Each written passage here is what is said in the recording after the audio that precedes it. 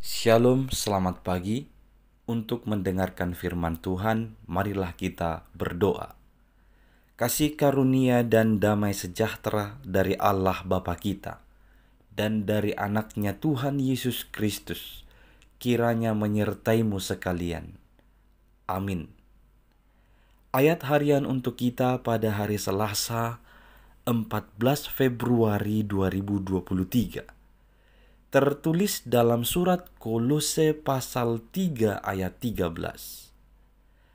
Sabarlah kamu seorang terhadap yang lain, dan ampunilah seorang akan yang lain apabila yang seorang menaruh dendam terhadap yang lain.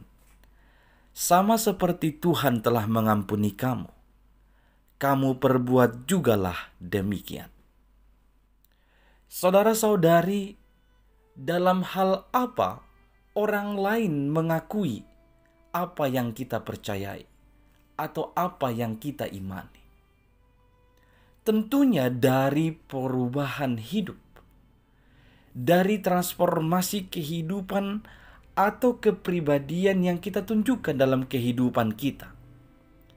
Sebagai pengikut Kristus, kita harusnya memiliki karakter ilahi, karakter yang sudah ditunjukkan oleh Yesus Kristus sebagai teladan bagi kita.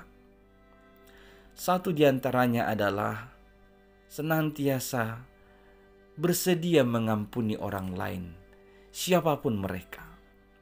Tugas mengampuni ini atau sikap mengampuni ini memang tidak segampang mengucapkannya.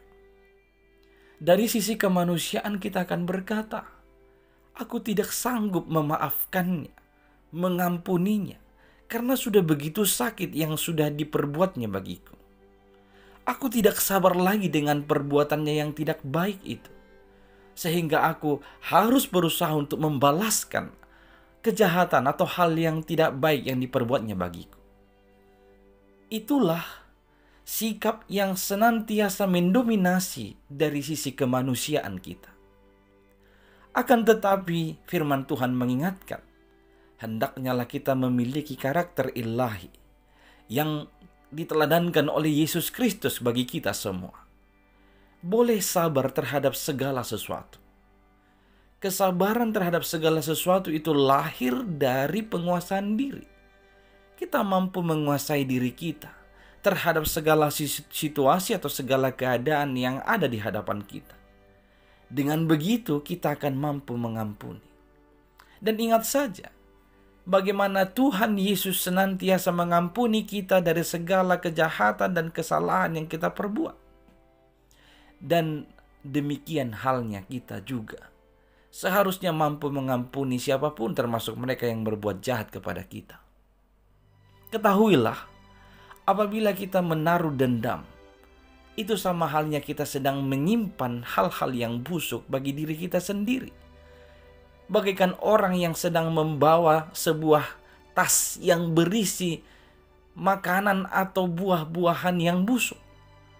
Pasti yang menderita adalah orang tersebut yang membawa-bawa tas tersebut, bukan orang lain. Maka ketika kita senantiasa sulit mengampuni, ibaratkan saja kita sedang memasukkan makanan yang busuk dan kita simpan dalam tas yang kita bawa-bawa. Kita sendiri yang akan menderita. Kita sendiri yang akan mengalami ketidaknyamanan.